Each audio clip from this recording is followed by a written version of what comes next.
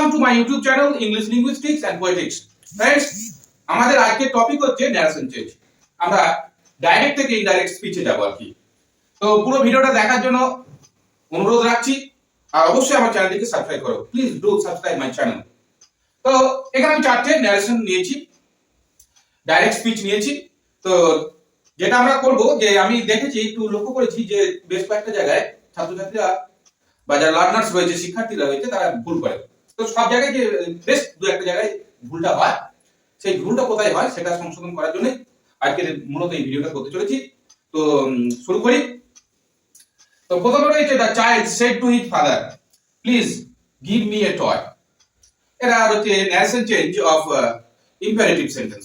Imperative sentence মানে যে sentence দ্বারা আদেশ, অনুরোধ, উপদেশ বোঝায়। যে আদেশ, অনুরোধ, উপদেশ, অনুরোধ বোঝাচ্ছে please please give me a toy. আর ইম্পারেটিভ সেন্টেন্সের ন্যারেশন চেঞ্জ খুব সোজা অন্যান্য সেন্টেন্সের তুলনায়। তো the child said to his father, এই যে রিপোর্টিং যে ভাবটা রয়েছে সেড টুটা, এই সেন্স অনুযায়ী সেটা আদেশ, অনুরোধ না উপদেশ বোঝাচ্ছে, সেই অনুযায়ী চেঞ্জ হয়। আমরা জানি আদেশ হলে অর্ডার, অনুরোধ হলে রিকোয়েস্ট, আর উপদেশ হলে অ্যাডভাইস। তো এখানে পুরো বোঝাচ্ছে প্লিজ, অনুরোধ করছে যে the child said to his father please give me a toy. আমাকে কি অনুরোধ করছে যে দয়া করে আমাকে একটা খেলনা দেবে, কিনে দেওয়া হোক বা দেবে, এরকম।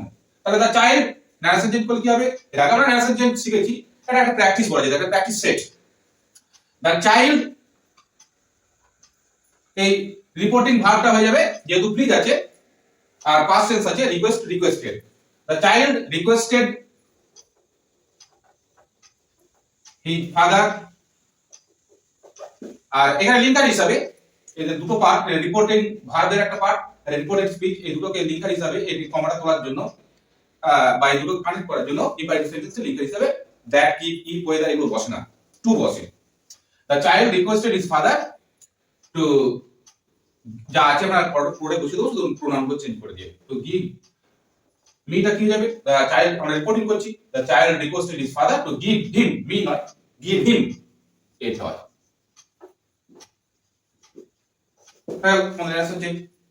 তারপর এই জায়গাটায় ভুল হয়, যার জন্য আমি এটাকে লিখছি, এটা তোমাদের ইন্টারেস্টিং মনোগ্রাহী করার জন্য মূলত।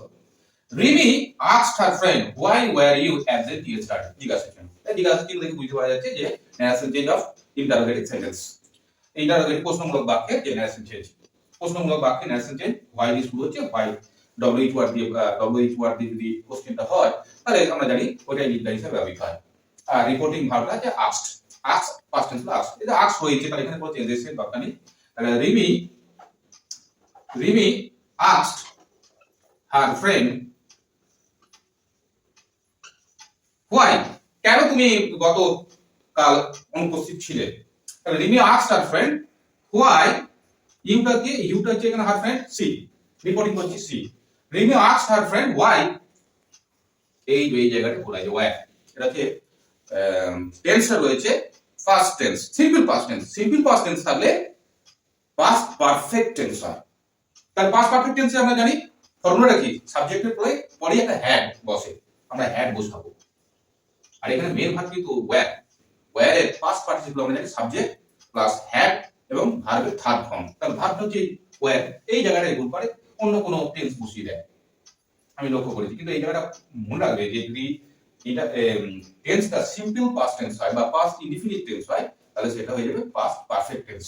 ওয়াই সি হ্যাড, ওয়্যারটা কি, ওয়্যারের পাস্ট পার্টিসিপল ফর্ম হচ্ছে প্রেজেন্ট পাস্ট পার্টিসিপল, বি, এটা ওয়্যারটা be verb, to be verb, am is were, were, and been, where she had been absent yesterday, তো তোমরা জানো হয়ে যায় ন্যারেশন চেঞ্জের ক্ষেত্রে the previous day, the previous day। well, Rimi asked her friend why she had been absent the previous day। ঠিক আছে, কি হয়ে গেল? ন্যারেশন চেঞ্জ হয়ে গেল। my father said to me don't run in the sun, এটা আবার সেই ইম্পারেটিভ সেন্টেন্স।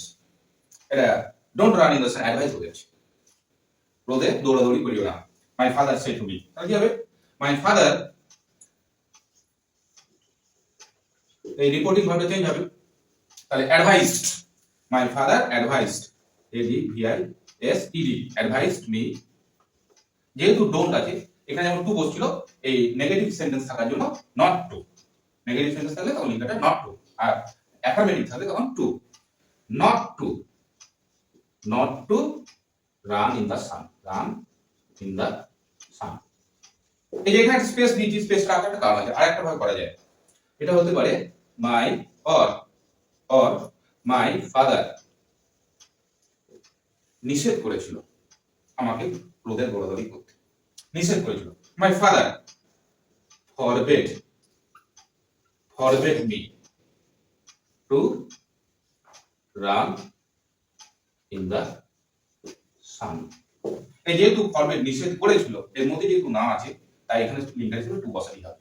আমার বাবা আমাকে নিষেধ করেছিলেন রোদে দৌড়াদৌড়ি করতে, এই জন্য নট টু আর হবে না। যখন আমরা forbade ব্যবহার করবো, forbid মানে নিষেধ করা, forbidden fruits, এই মনে হয় নিষেধাজ্ঞা ফল, যেটা অ্যাডাম ইভকে খেতে বারণ করা হয়েছিল।